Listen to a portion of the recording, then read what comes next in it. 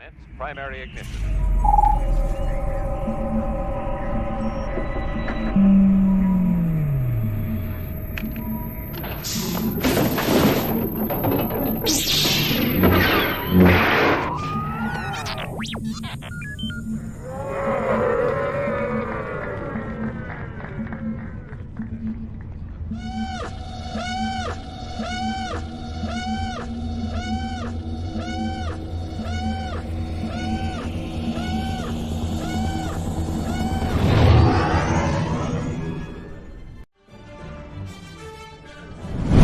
Hi, I'm Nalini Kushin. I played Varys Offee in Star Wars Episode 2 Attack of the Clones, and you're watching the Virtual Cantina Network.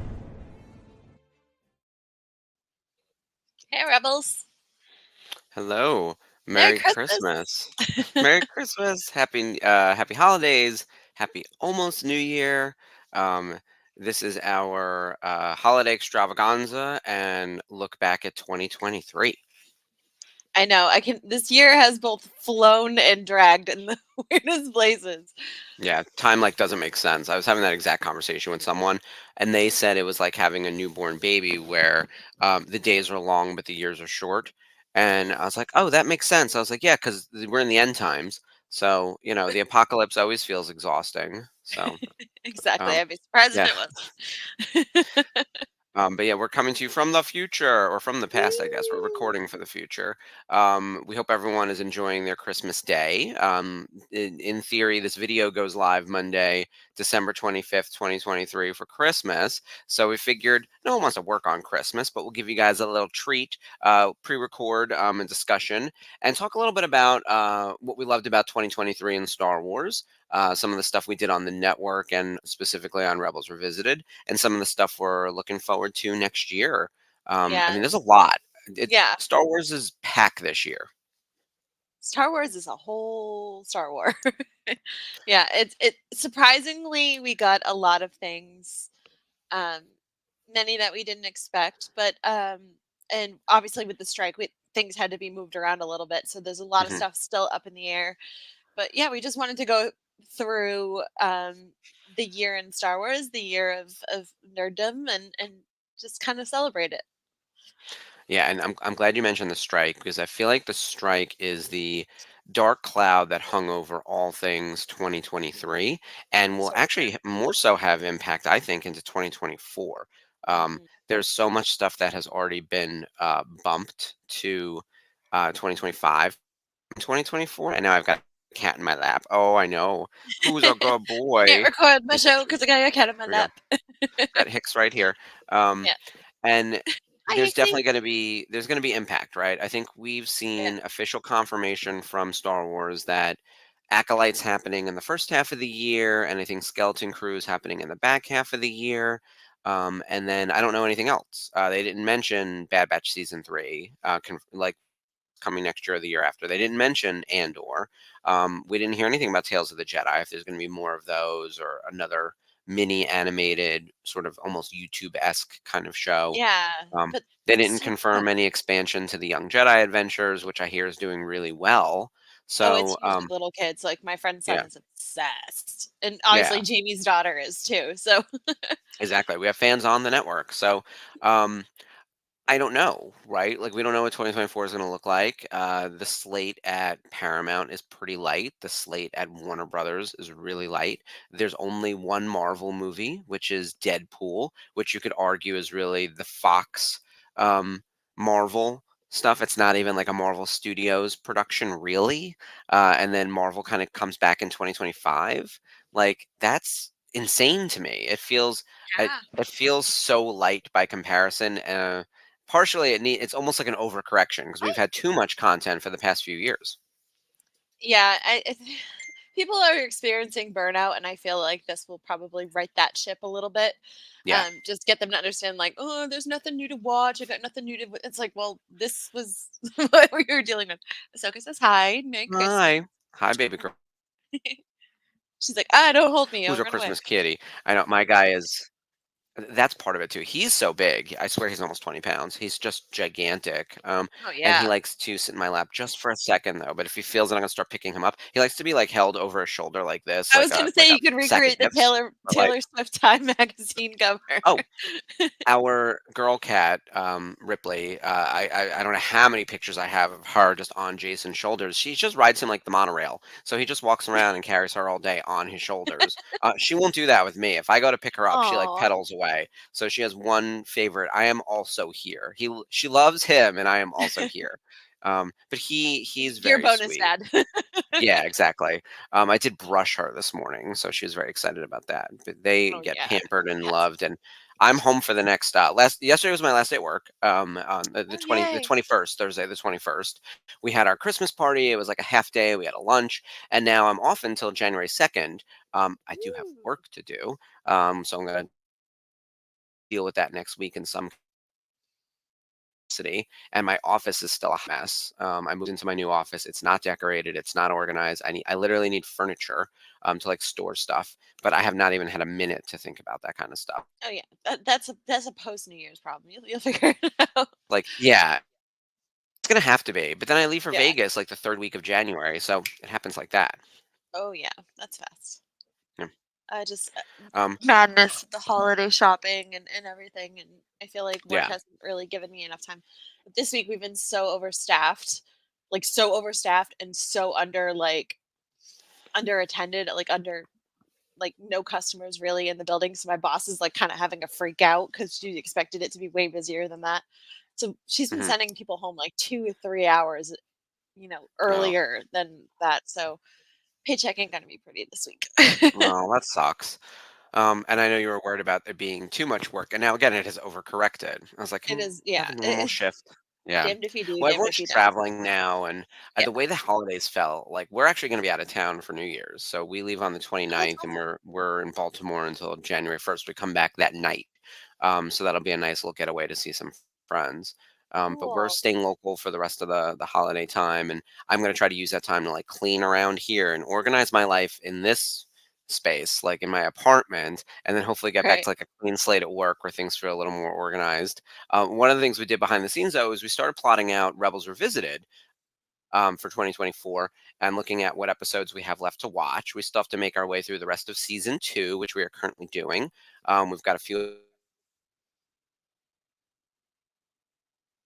in there. We got so many more best ofs to do, like characters we really want to delve into.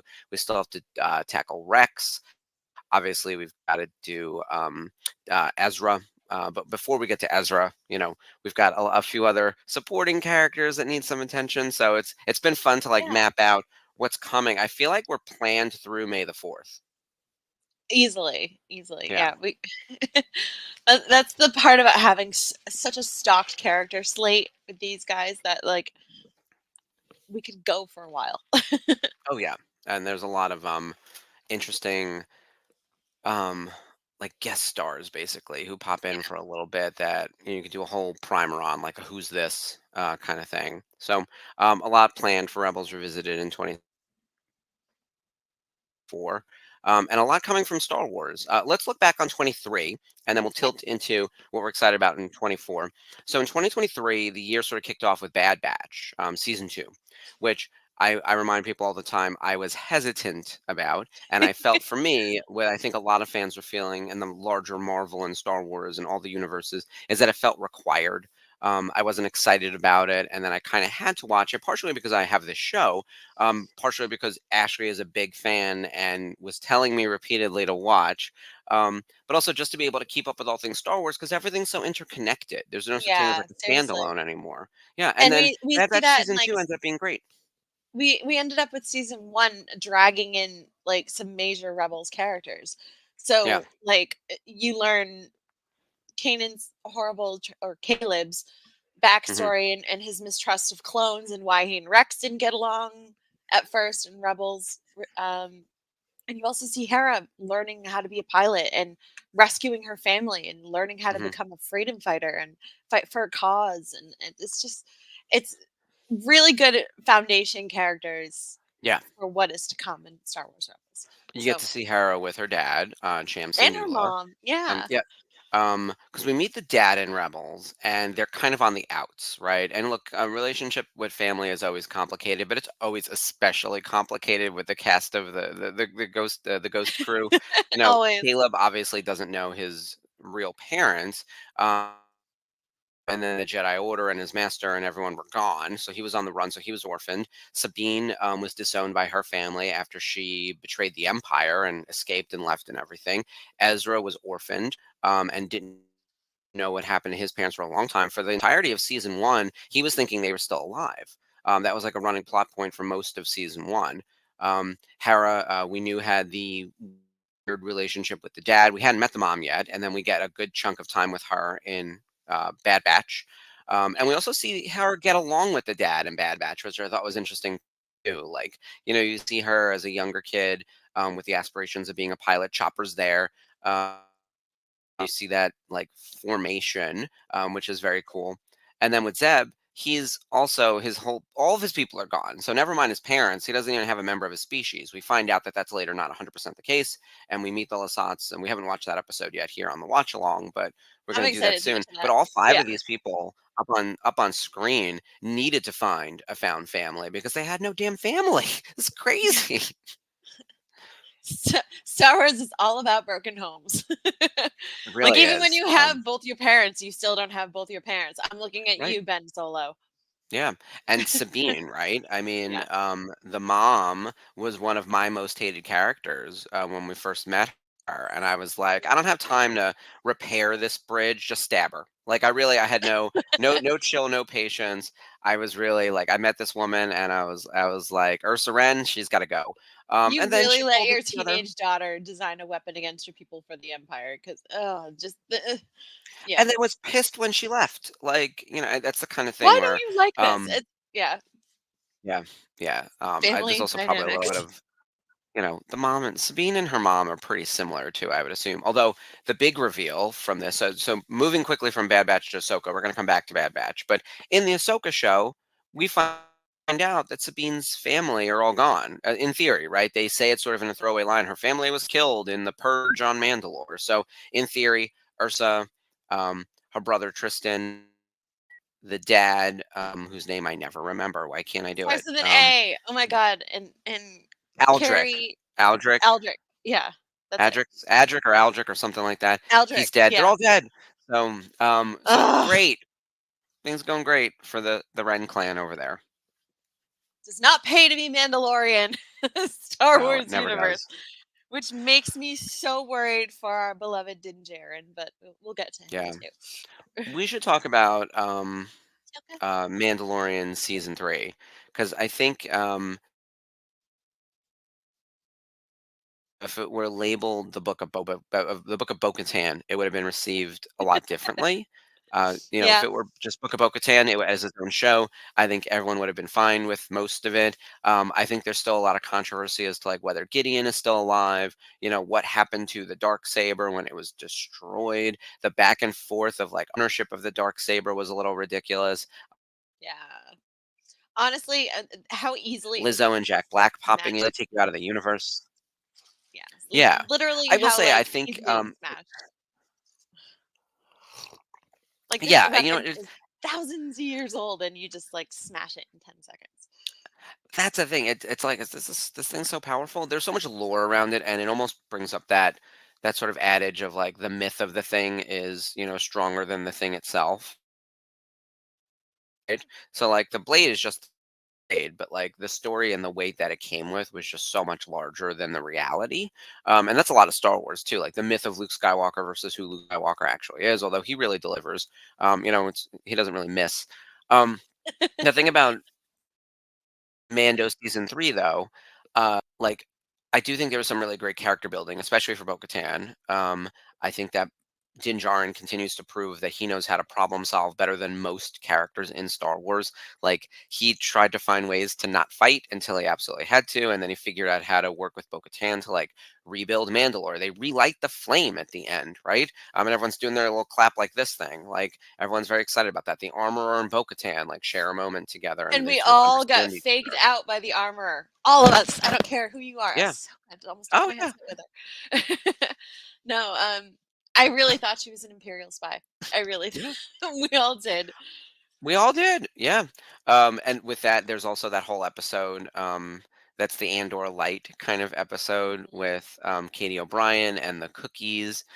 We got to meet Katie O'Brien again last year and this year at Rhode Island Comic Con, and uh, I think that's going to be a standout moment for her. Just her eating the cookies and turning up the volume on As poor she fries Doctor. some brains. Yeah, Oh, yeah, poor Doctor Pershing, poor Omid. We love our own.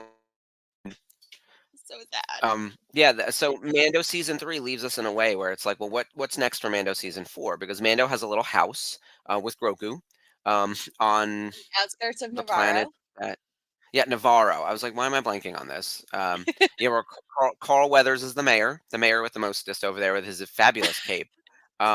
Bo-Katan is basically the queen of Mandalore, although, and she has support from everyone, like even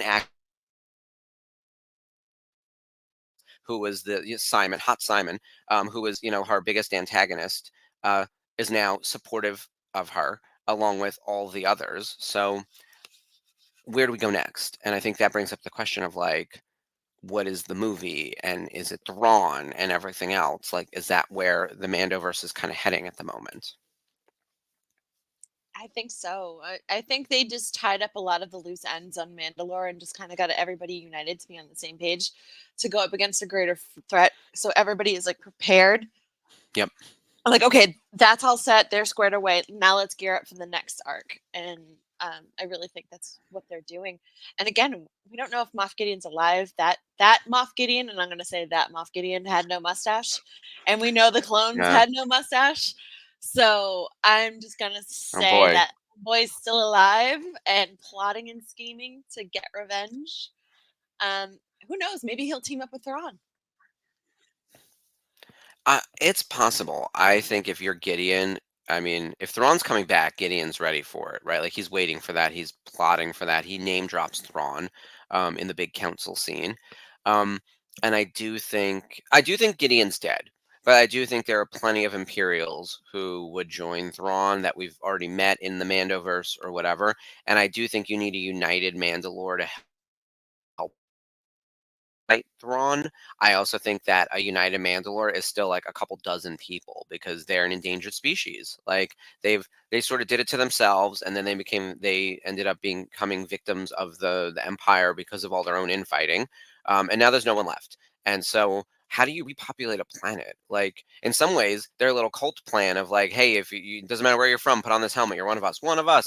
Um, like that's actually like not a terrible idea, right? Yeah. So the Jedi kind of do it. I mean, they're looking for specific people with specific like, skills. Yeah. But the idea of like Mandalorians being able to be from any bloodline, any species, any planetary system, it's actually like quite inclusive. But then you have super strict rules once you get there, and it's like, oh god, that's kind of a cult. But it's Nobody's told like us. relatively effective. Right. Yeah.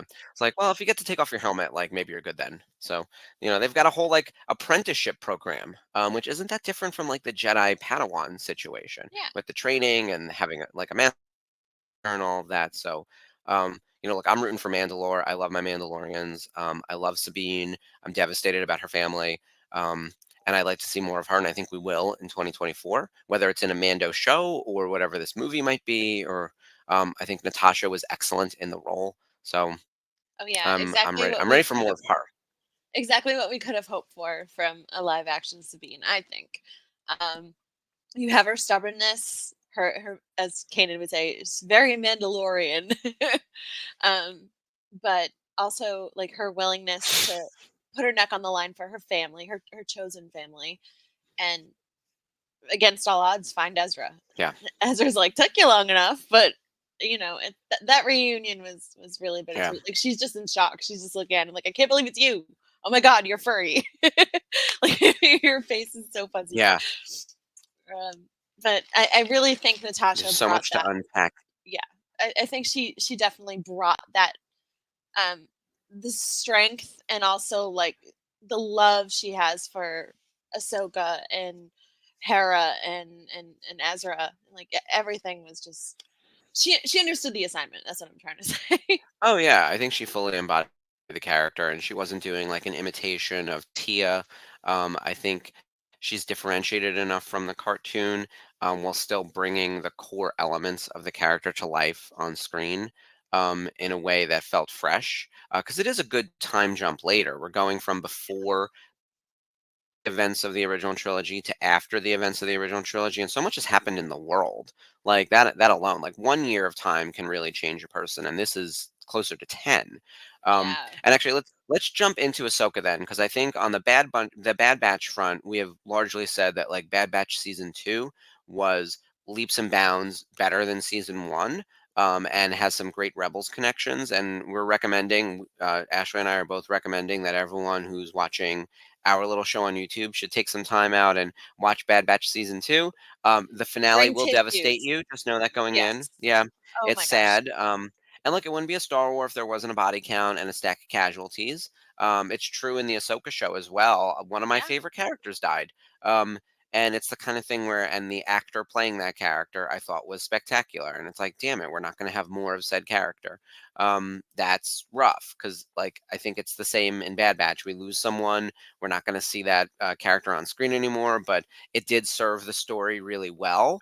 Yeah. And I think going into season 3, I'm really pumped about Bad Batch season 3. Like, I want to Yeah. follow through on all the cloning, on the mountain, Mount Tantus, something like Yeah. that. Um, I think they'll go and big for this one because I know it's the end. They know that yeah, they have to tie up the loose ends.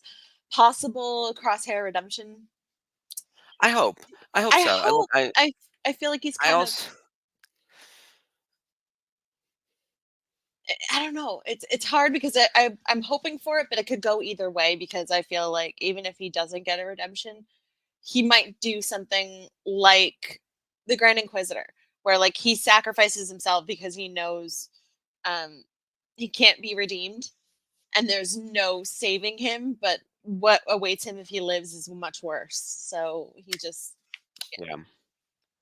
If I were a betting man, knowing Disney and knowing the way Star Wars goes, and everyone gets a redemption, Cross have a very like bottom of the ninth, 11th hour redemption moments. Not Wrecker, because he's Wrecker's the most like childlike one, yeah. um, and saves Wrecker, and then maybe they even go their separate ways. They don't actually like rejoin, but they have an understanding. And um, I also just don't know when the Bad Batch is going to end timeline wise. Like, it Right. wouldn't make sense for the show to continue forever. Like, you have to think that we're just starting the Empire now, so they're kind of in like years. Like, it's zero. BBY or whatever. Or no, that's not right. BBY is, sorry, Battle of Yavin is still 20 years away. They're at like minus 20 BBY. They can't go to year 0. Like, so where does Bad Batch end? Does it end a year from now? And there's still then 18 years to get to the Death Star and Luke Skywalker facing Darth Vader. Like, what is the end game of this show? And I don't think it's, Battle of Yavin. I think it's more closely like something, but it does have to be something big in the formation of the rebellion. Does it overlap with Andor? Like, I'm trying to understand where it goes for these characters. Yeah. I already feel like they're not going to make it out alive. I had a prediction that Sid is gonna go out big too. Like she's got a lot of Redemption. enemies, Yeah. and she has a special place in her heart, against her will, really, for the Bad Batch and for Omega, Yep. and all the work they've done for not only like the work they've done for her, but like how they've like saved her, like literally saved her numerous times. And I think that earned her respect. And I think we're gonna get something out of Sid that we're not. It's not typical for the character, but I think she's gonna be huge in helping them. So that's my prediction for that. I would like to see that. I would like to see a redemption for Sid. I also think, as I was saying, everyone was going to die. I don't think they'll kill Omega, because she is She's a still a future. kid. Yeah. And I do think that she's going to age a little more rapidly. I think there's someone put on Twitter, I should have screenshotted it. It was like the life cycle of a clone. And they're saying how you do age really quickly, but it then plateaus. And so when you do hit like adulthood, it goes back to sort of close to regular aging. It's still faster, but it's not as fast. So it's like, okay, that explains a lot. That's a plot hole that needed, just like StarWars.com almost needs to do like a quick explainer where someone like a Filoni needs to just put it in writing for StarWars.com. Like, or it needs to be in an encyclopedia book or something, just so we have like, Pablo, yeah, yeah, someone do that. get Someone on put it it. in a book, please. Hello. I'll call up Lucasfilm and on my next licensing call, Kristen, be like, hey guys, unrelated to all the projects I'm working on, I just need this in a book somewhere. Um, can you but just get like Pablo and Kristen on the horn, please? yeah, exactly. Call up Andy. Like, let her do a recon. But like, that's the kind of thing where I Recon think that would, Storm. Ah, yeah, that would be fun, right? yeah. I think that would explain a lot, and I think it would also help because I do think you need Omega to be a little bit older. Like, she's really annoying as a little kid, and for everyone. And I realize that there are kids watching the show, but like, they're really not. It's really adults like us watching the show. Like, age up the kid. Like, make her like an older teenager or 20 something esque kind of character, I think and a that little more adult. So, yeah, and give her a weapon that's a little more powerful, you know? we see some like major growth from her. I think in season 2, especially her episode with Oh, Tech. for sure. They both Yeah, kind of Tech kind of I know people are saying that Tech is on the spectrum, and I believe he is too. But I think having that conversation with Omega and just kind of having her, in the most simplest terms, break down how she feels and how like Tech's actions weren't okay, and he just realized that okay, I'm sorry, but this is how I think, this is how I process things. Um, it was allowed understanding and growth between both of those characters because in some capacities Tech being as smart as he is, he's on Omega's level, like intellectually, like emotionally I should say. So to have her kind of right the ship with him a little bit, that was one of my favorite moments of this season, and I think it gave sort of him a socially. redemption Yeah, in a way. yeah. So Oh, I agree. I think the character building they did with Tech this season was spectacular. I thought Omega um, learned so much and grew, literally, figuratively, spiritually, emotionally, all those things. got some cool And by the end clothes. of the season, I'm rooting for all these people, right? Like, and I was not in that case at the beginning. In the beginning, I was like, what's the point of the show? Like, this is not. It's supposed to be like a continuation of the Clone Wars, and they're like, that's why they gave us sort of a differentiated stack of clones, right? Like, you're still following clones post Clone Wars. What does it mean to be a clone? And after the Clone Wars and the start of the Empire, what are the beginning days of the Empire really like? That's a really interesting premise, and I just don't think they landed that in season one. Whereas in season two, we're really starting to see it. Like, the long game that Palpatine is playing, which we could say goes all the way to episode 9. We'll pretend at least it goes to at least episode 4 or 6, right? You Yeah. see those seeds in not just the prequels and Clone Wars, you're seeing it continue in the Bad Batch in really interesting ways. So I'm in. Oh I'm yeah, ready for season 3. you're getting the I'm civilian side of things too. mhm, Not just how it affected the rebellion versus the empire. It's how it affected each planet and each yeah. colony of people, all the citizens of the galaxy, just as deeply. And you have this team that's going to fight for them and protect them.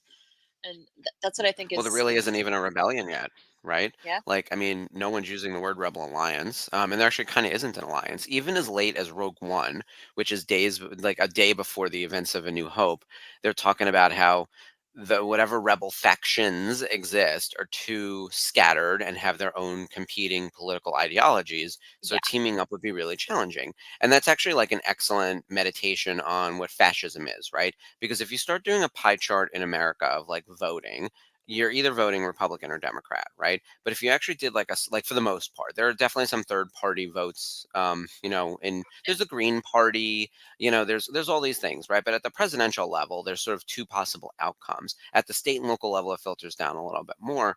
Um, but like in Star Wars, it's not that the Empire is the government, and then you have like one alternative choice. Essentially, you've got like, what did he say? There's like the people who want to restore the Republic, the people who want to form an entirely new system of government, the separatists, right? And all of these people are just not the Empire. When you add them up, they're significantly larger than the Empire, but they yeah, will not cooperate with each other because no separatist wants to join the Alliance to restore the Republic. Like, it just doesn't work. And that's where the rebels are at a really distinct disadvantage. yeah. And we get to meet a former separatist, well, a separatist in Bad Batch season 2, and Yep. he tells them exactly why he doesn't want to get involved. Like Yeah. it ravaged his world. It forced him into hiding The because Clone Wars, it yeah, swept through the galaxy like a fire across the galaxy, right? That's the opening line of the micro series, fire across the galaxy. And yeah, it destroyed everything. It's a fire. It's a war. Like it's that line from Doctor Who, which I have my doctor with me because it's Christmas time. That's the new yes, 10th Doctor from Hallmark. Um, he says, and it's actually Capaldi who says it, that no matter how certain you are going into war and how much you believe that you're on the right side and your side is doing the right thing,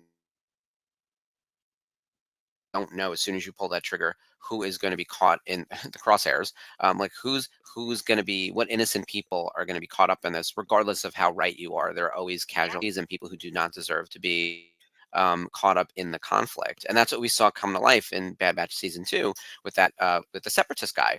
And I love my Mina Bontari and my Lux Bontari. Those are separatists. Those are some of my favorite characters from the Clone Wars. yeah. So yeah, I hope we get a little more of that going into season 3.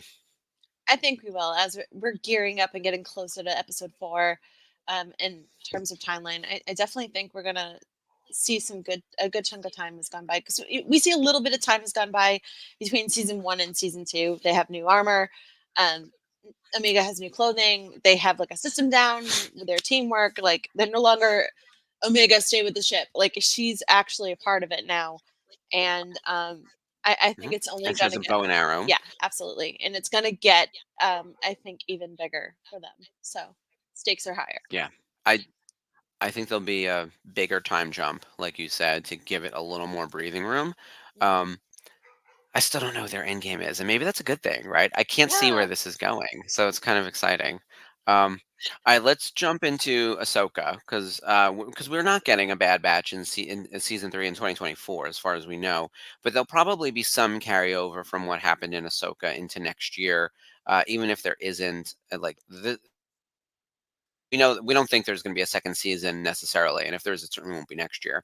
But certainly the implications, the ramifications of what happened in that show are going to bleed into the movie, everything. So and we could do a whole show on Ahsoka, and we already have. So go back into our playlist on Rebels Revisited. We'll put the link in the chat to watch our Ahsoka recap episode. But now we've had a little more time to breathe too. The show came out a few months ago at this point. It's the end of the year. We're thinking back on everything. Ahsoka, still the A+ you thought it was? Do you feel differently about it? Feel the same? What do you think? Um, I give it like probably a B plus. I think Mhm. like there are some things that they changed, and I felt like it was just kind of shoehorned in. Um, the whole obviously like Ahsoka learning to let the fear of failure of becoming like her master because she was trained by Anakin Skywalker, who became like the world's, the galaxy's most, vicious Sith Lord.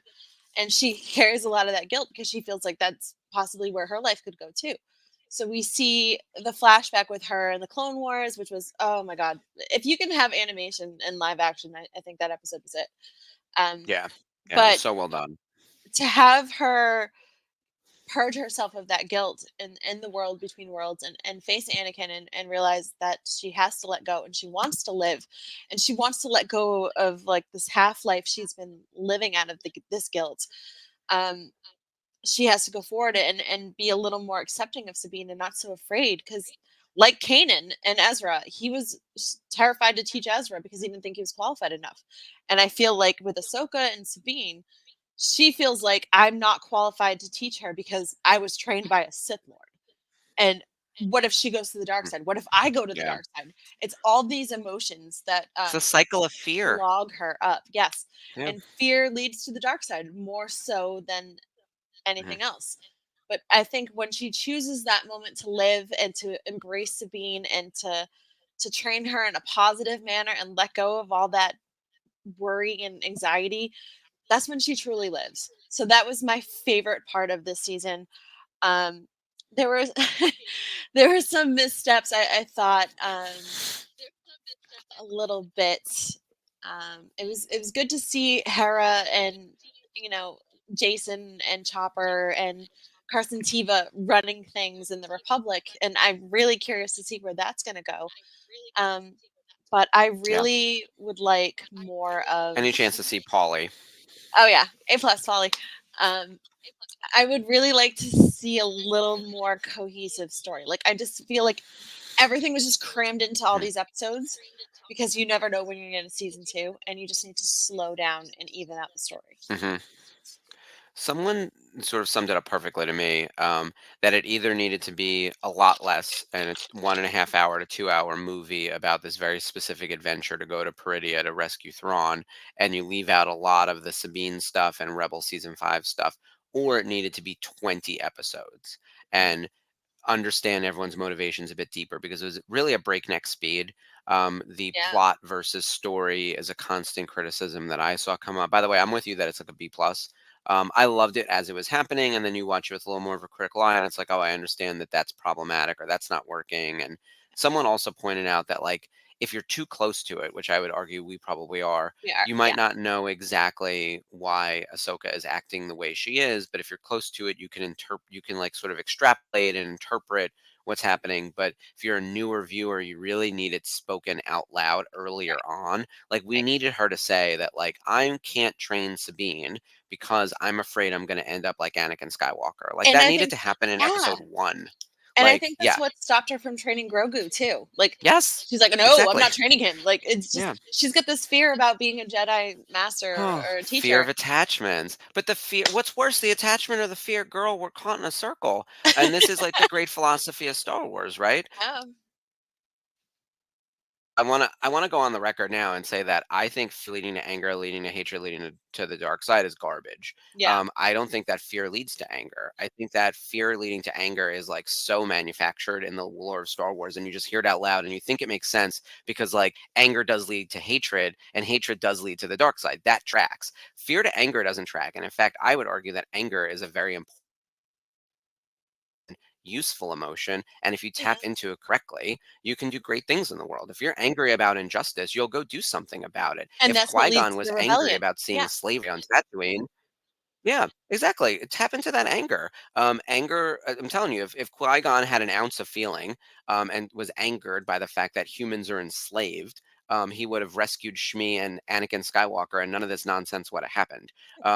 Like you know what I mean? Fight the injustice with your anger. It's sort of like in Doctor Who, they actually talk about fear being a superpower because it gives you adrenaline and it'll help you escape a situation. Like tap into your fear in a positive way. Whereas Yeah. weirdly, this is very black and white and only sits stealing absolutes. And I, it's just this is why I'm going to take over the unifying force Maddening. at second Yeah. episode.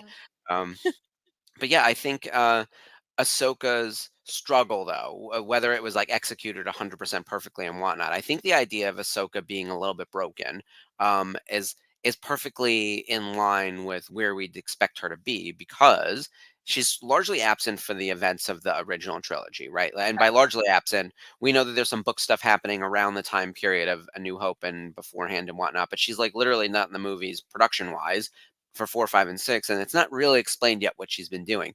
But she does know that Vader is Anakin, and we do know that Luke eventually, in theory, kills Vader. Vader's dead by the end of 6, right? What do you do with that? Like your master is literally dead now, and in theory, the universe should be saved. You should be happy, and yet, like you're worried because he was your teacher, and you saw where it led him, and the universe almost like the galaxy almost fell into And disarray. everything you know is because of that man, and you're Yeah, just it's jarring to you. It's like being trained by like some kind of warlord. But yeah, I really think that her acceptance of the fact that Anakin wasn't entirely in control of his destiny, I Palpy pulling the strings and everything. I think that also gave her a bit of an yeah. understanding too. And from Clone Wars to Rebels to Mandalorian, we see Ahsoka's path kind of weaving in and out of it, and we do get a better understanding of her, I think. And this is why I do think we needed more episodes of the show, Yeah.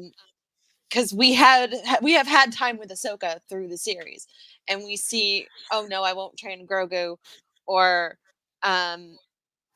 we see her time with Luke being fleshed out, and so we don't just see her be thrown into her own show. She's got a little bit of a backstory, whereas everyone else is just kind of thrown into the pot. Like, well, wait a minute, I want to know more about Balin. I want to know more about Shin. I want to know about So many questions their about Balin. destiny. I want to know what Hu Yang's been doing. Uh, Yeah. um, it, Hu Yang, I'm less interested in, even though he's my David Tennant. yeah, he's more of a Like, you historian. know, He's like an AP5. He's just fun to have. So I mean, he gets to say the line. I mean, that's incredible. and Imagine being tell the David Tennant, what a story. year he's having, right? Like getting Oh to yeah, be the doctor. Excuse me. yeah. Getting to be the doctor, coming back for Doctor Who, and then getting to say the line a long time ago in a galaxy far, far away. That's incredible. No one has said that out loud in Star Wars. Like, Yeah. that's unbelievable. And it was David Tennant, who's best known for a completely different sci-fi series. That's my favorite part. Yeah, and Yeah.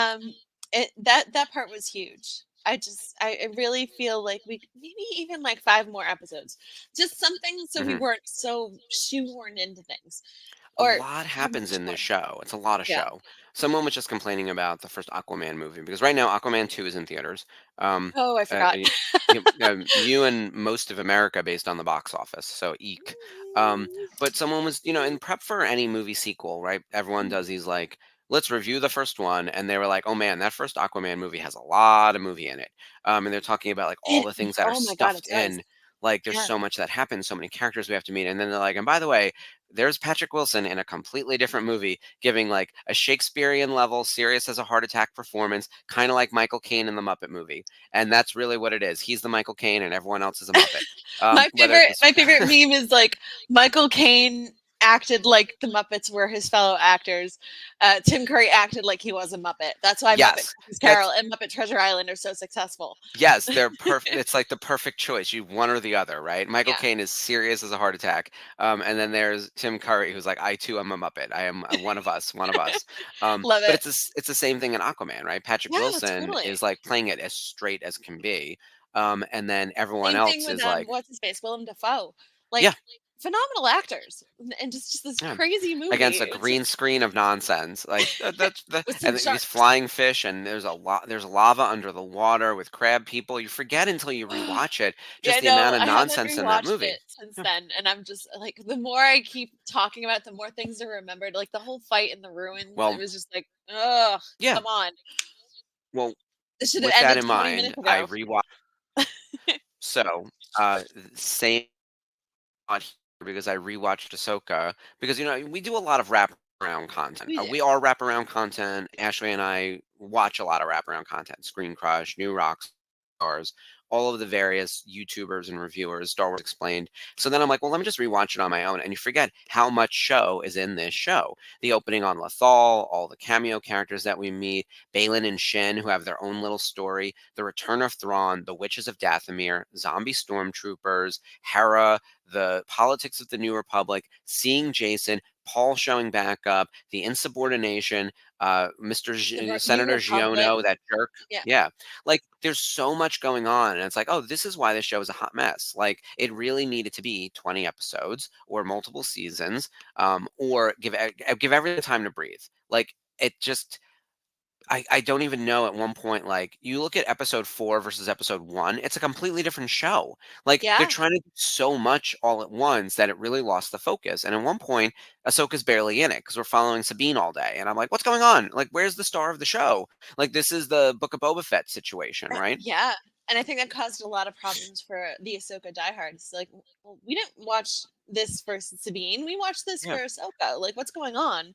There's a hardcore Um, group of us who wanted Rebels season 5, and we sort of got it. And what's funny though is I think the people who really wanted Rebels season 5 weren't 100% thrilled with where everyone was in their arcs. Like we sort of found Ezra a little too easily, and then when we found him, it was like the reunion with Sabine was just like, oh, that happened. And Sabine made some interesting choices to get there, like sort of almost teaming with the enemy for a second. Um, and then like people still don't love the fact that Sabine's a Jedi or has force powers. I don't hate it. I don't love it. I don't hate it. But there are people out there who hate it. And then there are hmm other people who have been waiting for it, right? Like Yeah. it's divisive. People hate the space whales. I Yeah. love the space whales. Give me more. I put them in every episode. I love Purgles. I'm Yeah, sorry. I'm in. I think they're tremendously cool, and it goes to show you that, like, echolocation. Hello, we have that Yeah, because of bats. We have that because of yeah. dolphins. That's That people exactly. Yeah. studied nature and got these things. So Yep. I think that's huge, and I love that Dave put that in Star Wars. He The loves his thing that wildlife. he does, and he's a wildlife aficionado, and that's why we have his dog, his literal dog, Wolfie. His fur scanned to be a howler, and the howler is like this big doofy dog that they learn how to, get to ride and um, travel on this planet on Peridia, and go against those the outlaws that are there. I'm really curious as to where that's going to go. I feel like if they do a season 2, I think Shin is going to weaponize these outlaws and kind of make them her band to go Hmm. against Certainly Sabine seem and that way. Ahsoka, who are trapped there, and kind of find what Balin's up to, because he's chilling on the the giant cliffside statue of the father, and um, I'm so curious to see where that's gonna go. I feel like Ray deserves everything because he was a very grounding force in a little bit of a chaotic show, and everybody's just kind of Hmm. hyper fixated on him. Like, what is this guy doing? Like, what are his motivations? He's got like this hot take that everyone's got the Jedi and the Sith. They either love him or hate him, but he's just like, no, they did it wrong. This is the way I would do it. And then he goes off and does Well, yeah. this thing, and it's just like, I've joked about it multiple times. Everyone else has their little conflict or whatever, and he's like, "I'm gonna go yell at God." And so it old man it yells at certainly God. seems right. Like literally headed to the stairway to heaven, trying to find the entrance to Mortis. And we did a lot of speculation, and Yeah, Mortis came up, but not in the exact. It wasn't like door. No one said doorway or stairway to Mortis. I think some people said maybe connectivity to Mortis or something, but like no one was like, "We're literally going to go there."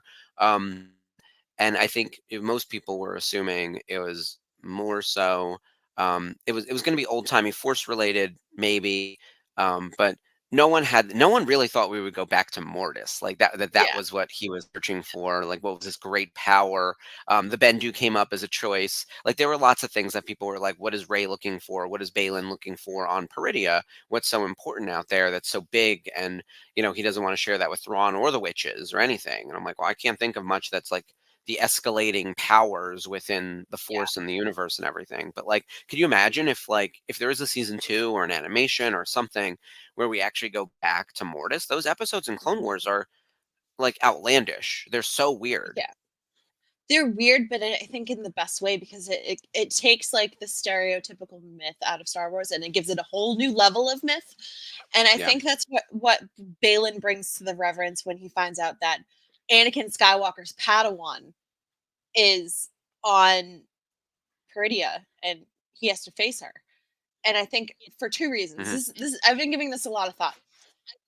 Not only is it Anakin Skywalker's Padawan, and we all saw who Anakin became, ultimately, but they by now words of their travels to Mortis and what happened on Mortis are probably known to people who were in the Jedi Order at that time.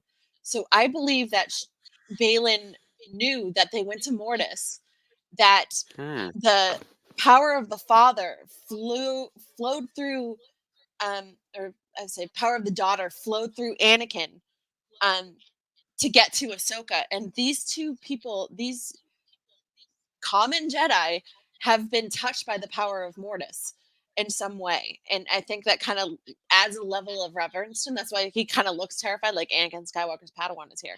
Like she lived because of this power that I've been searching for. Right.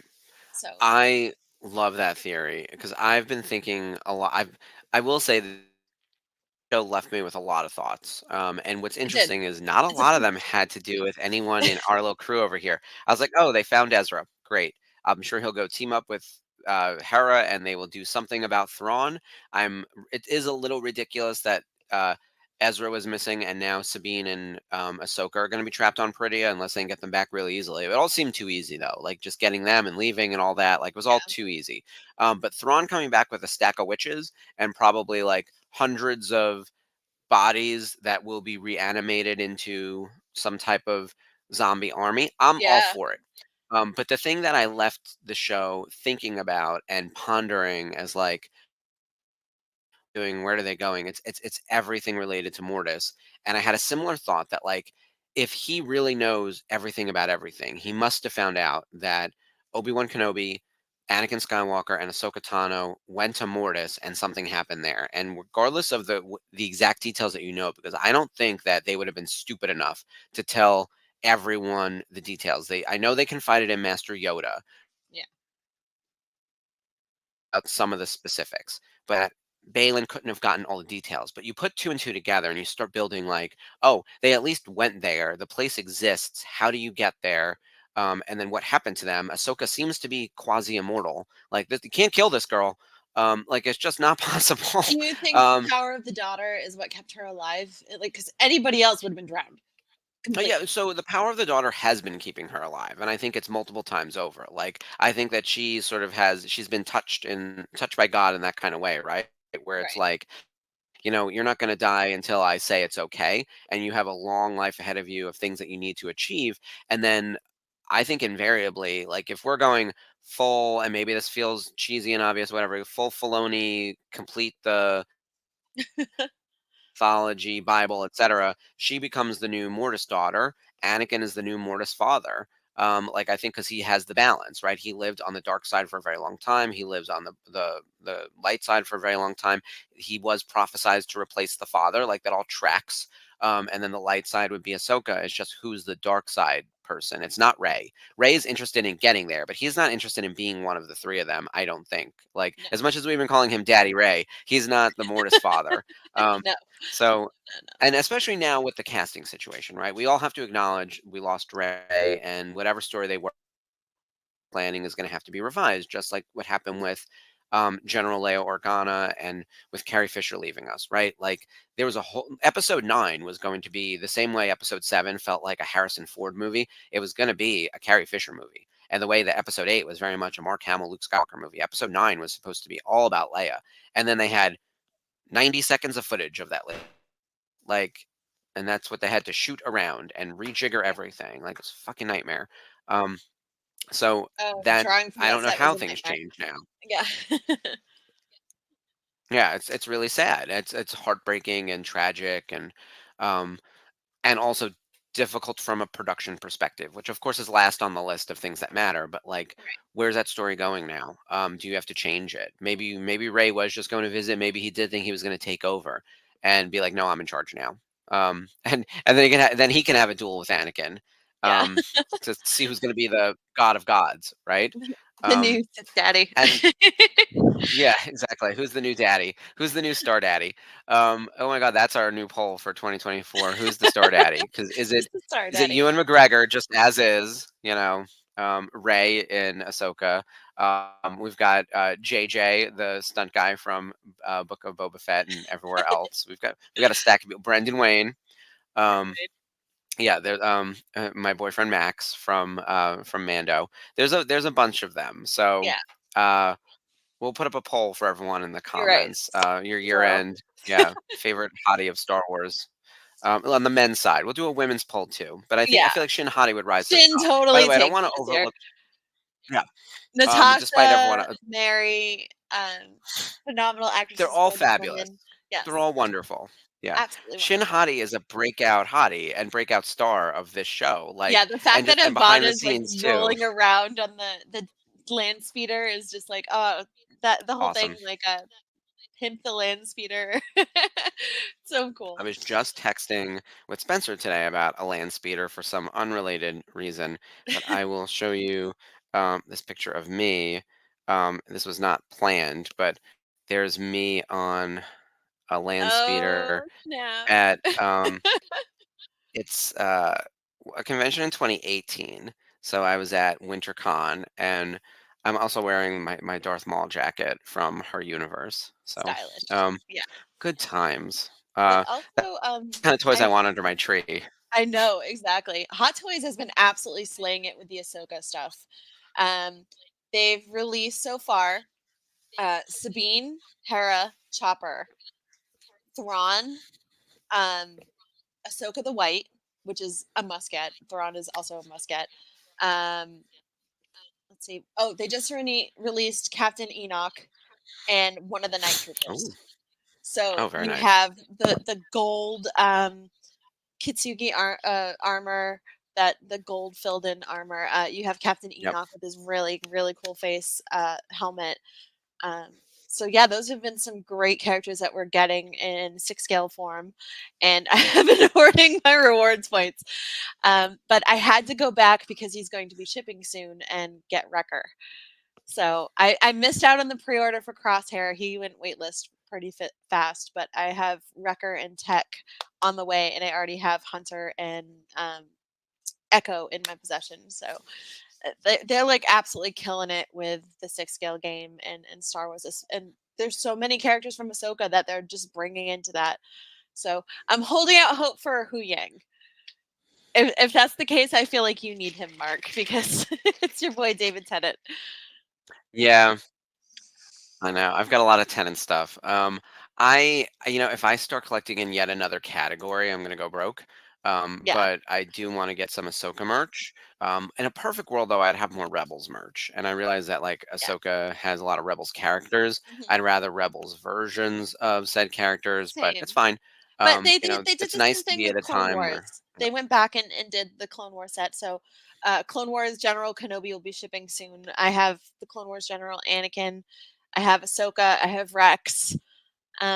So I had to get those because I'm like, oh, I love these characters. Like they're Mhm. amazing and they look so good, half live action, but with the costumes from the show. So, but It's been a good year been for merch, that's for yeah, sure. seriously, like Uh, getting all the stuff back in stock and things that we love. Loaf cats are everywhere. and small batch creator merch. I know so for everyone, um tune into the Daughters of the Galaxy holiday shopping special Yeah. from 2 weeks ago, and we featured the creator. Can you remind everyone the name of the creator of this one? Yeah. Of So the this is from a fan of. Her name is Tiff.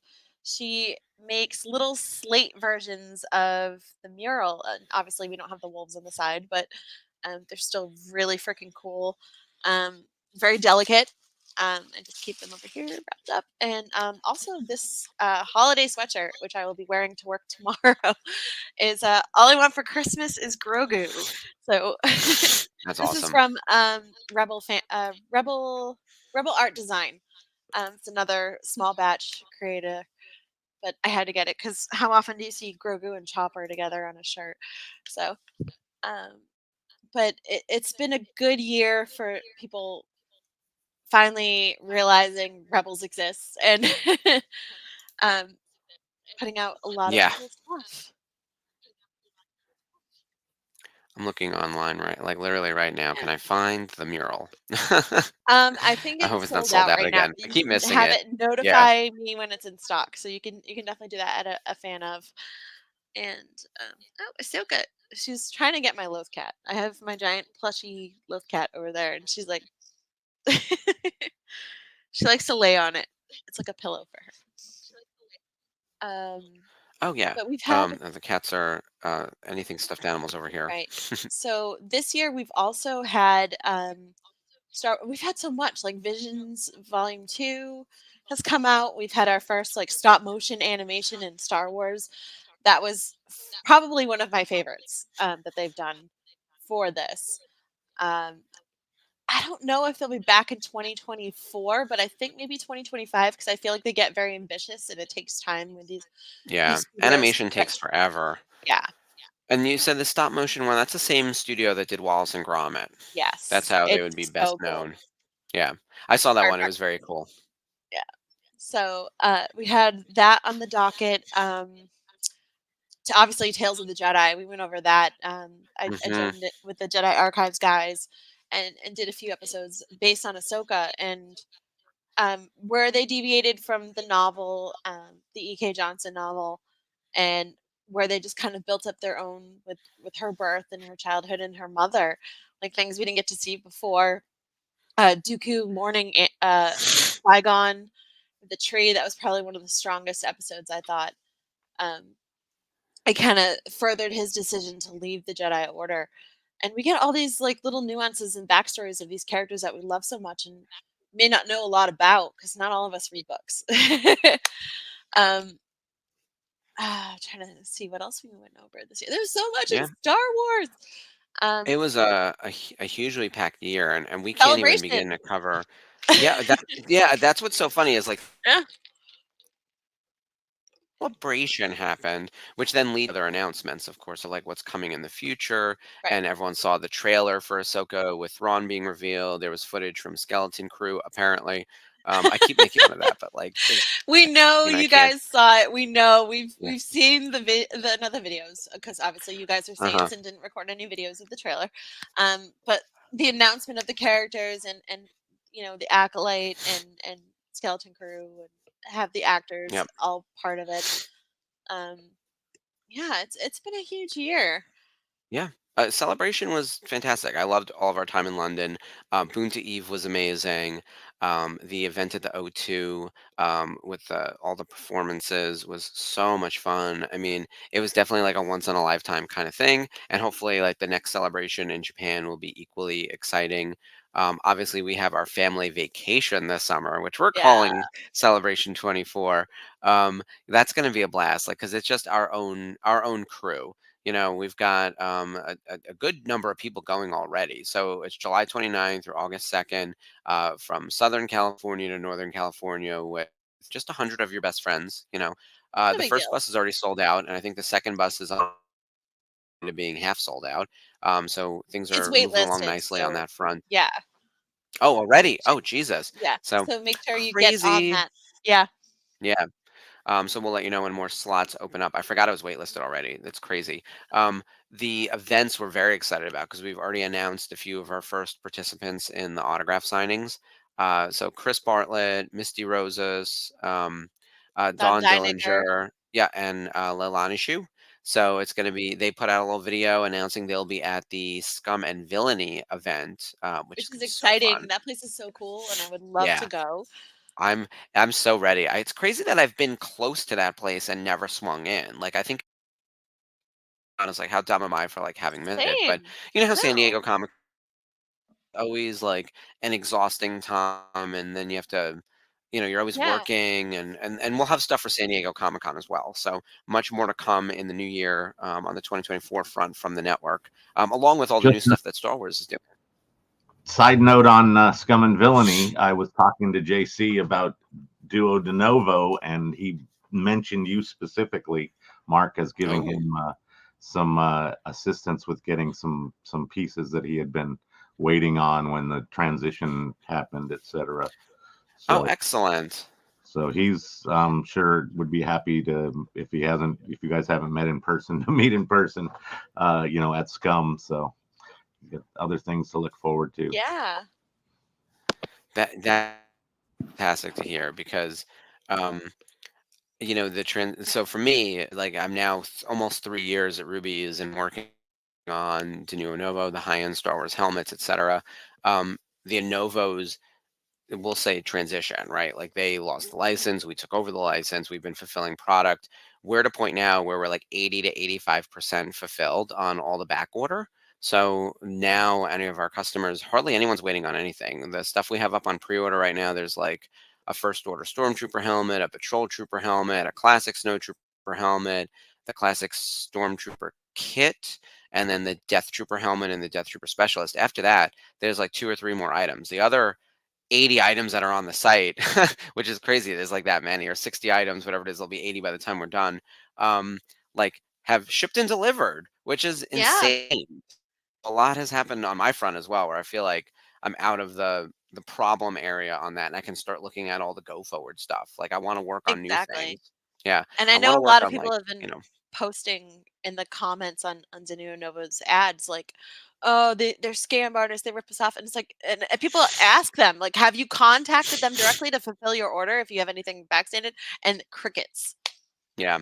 Well, and that thing, right? So Yeah, if you're a former Anovo's customer and maybe you didn't have anything left on back order at this point, but you know everything that went down with that company, um, you know, it's hard to change everyone's opinions. And right. that's fine. I feel like what we achieved in 2023 was really impressive, at work, Absolutely. here on the network. In Star Wars in general, I thought it was a relatively positive year, despite again Yeah. not having a movie in theaters. They did do that little fan event with Ahsoka in the theaters that was very limited. But like, it would be nice to see a Star Wars in a theater again. Yeah. Like have an event and not have Yeah. it be Rebel Moon. Oh God. Sorry. And look, not a Star War. We're gonna start there. Ugh, so Also, not. like, I gotta be honest. I'm gonna put it out there and let the internet come for me. I don't like Zack Snyder. I don't. I Nope. find him exhausting. I love the Watchmen movie. I'm not gonna lie. I love Watchmen movie Watchmen. was great. Loved it. He did something else. 300. I loved 300. That was really, really 300's cool. good. Yeah, I loved 300 Watchmen the also most. became the thing that what yeah, Watchmen I thought was like legitimately great. Um 300 is kind of is what it is, and when you watch it now you're like it feels more exhausting because so many other things have copied from it that he like doesn't. I think he unfortunately like that vision spread into so many other things that it's like, oh, now you watch it Yeah. and it feels like we've seen this, but he actually did Yeah. do something really interesting there with the cinematography and everything else. It's just now if I have to see one more slow motion fight and one more long leap, and it's already in the Yes. and it's in the trailer of Rebel Moon. If you're gonna do it, hide it. Like, let's not pretend for a second that this is interesting. Um, Yeah. like I'm sorry. I also this also goes back to like my feelings about anyone who's become famous who probably themselves is not a bad person, but their fandom is. Like the Zack Snyder fandom is one of the worst fandoms, like without a doubt. Like the Restore the Snyder Cut people are insufferable.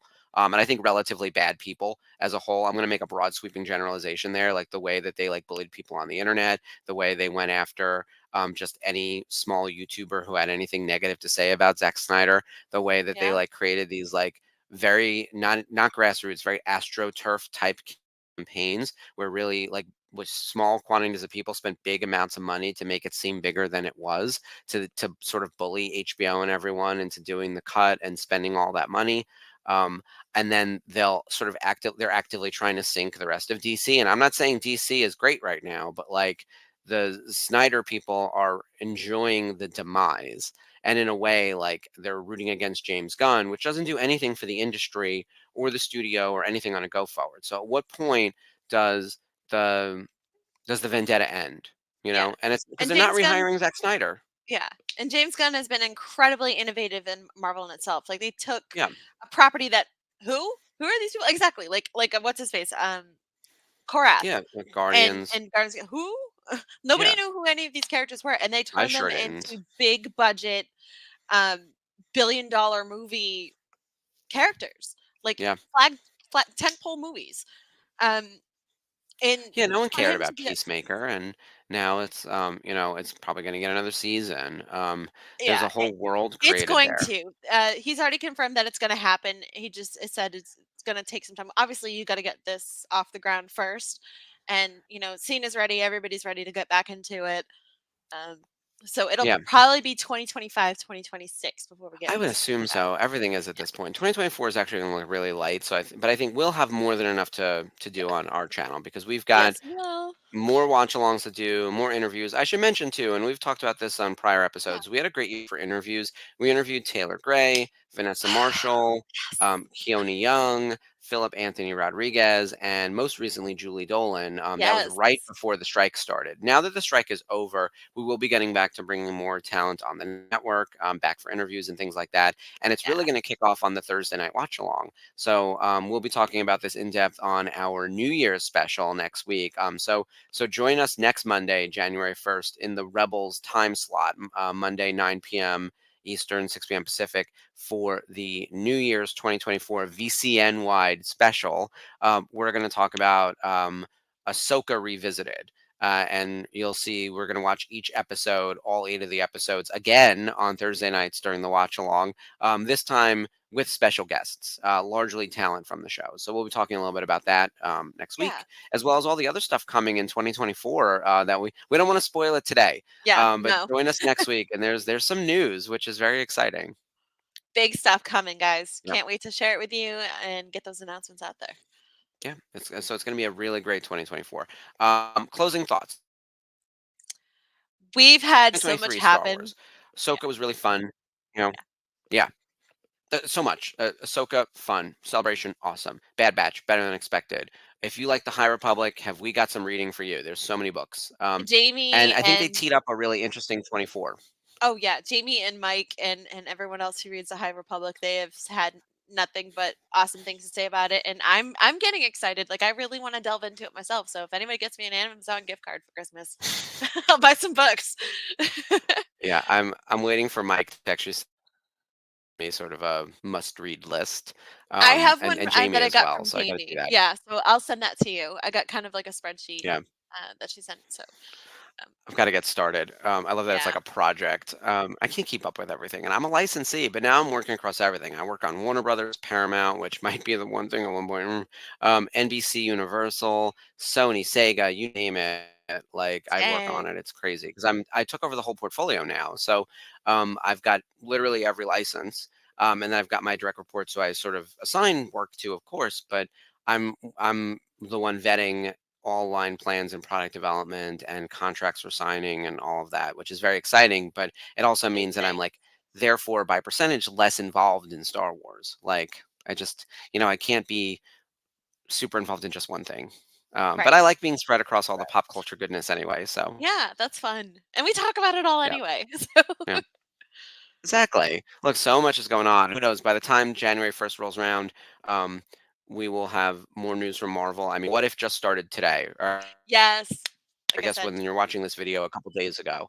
yeah. I love the first episode. It's very Blade Runner, so prepare I need to yourself. watch that. I'll So probably watch it's it it's very tonight it's very cool. Yeah, that's all squared away. But I'm really excited for my friend Stefan Frank and the team and everybody. He's the animation director on that show, and they have had big things coming up in this season. So it's exciting. excellent. Well, I loved it. So tell him Yeah, congrats. we'll Um, do. yeah, first episode was great. I'm sure by the time we get to Christmas Day and I watch the rest, it's gonna equally I want to impress me see because I Happy loved Saves season for one. Christmas. That's the one. Happy Saves Christmas coming soon. So, um, yeah, look, and a lot coming in Marvel as well, but most importantly, Deadpool. That's going to be a Yes. lot of fun. They've been And having so much fun with those spoiler leaks. It's I those are the give Ryan best. Reynolds Yeah, all the credit in the world. That man knows how to tweak everything just so and create just an like, he's the trickster prince of Marvel, I think. So yeah. And then Hugh Jackman is doing two things right now. He's filming this movie and he's at the gym. There's nothing else. So his entire Instagram is him working out to like the brink of death. This poor man. oh I was dang. like, let this man retire. It's all he does. So, and I know he's recently divorced too, so he must especially just have like nothing else going on. Like it's Yeah. just working out and making this movie. Which and after this, can we please let that poor man retire? He's been playing Wolverine for the better part of 30 years. Like it's a Wow, lot. has it really been that far? No, no. It started in the year 2000. We're coming up on year 25 of him playing that character. Oh, I Like, cannot. Okay. yeah, he was Wow. cast in 1999. Like, Oh, it's dude. unbelievable. So, which by the way, I feel geriatric. um, speaking of 1999, 2020, the 25th anniversary of Episode One is next year. So we will have, and therefore the 25th anniversary of basically the start of the prequel era. We will make 2024 a prequel celebration throughout the year here on the network. So more to come on that. Obviously, we'll be celebrating Episode One, but in particular, we'll be looking back on the prequels in a big way. So very excited about that. Yeah. Yay. All right. I believe that's everything for today. So, Merry Christmas and Merry Happy Holidays, Christmas. Happy Kwanzaa, Happy Hanukkah. I hope everyone has a wonderful New Year. Don't forget to join us next week for the 2024 VCN Extravaganza, looking at 2024 Star Wars. It's gonna be so fun. Big things are coming, kids. So make sure you stay tuned right here at the VCN. Check out our T Public stores. I know right now they have some last minute holiday goodies on there. Check out those fancy shirts. I love the menorah on R2. That's adorable. tpublic.com/user/virtual cantina for all your holiday shopping needs. And get yourself a Hu Yang is for the youngling shirt, please. I ordered one of those. I had to. Also, we have, I'm trying to think what else we have on the pipeline. I can't think of it right now. I'm sorry.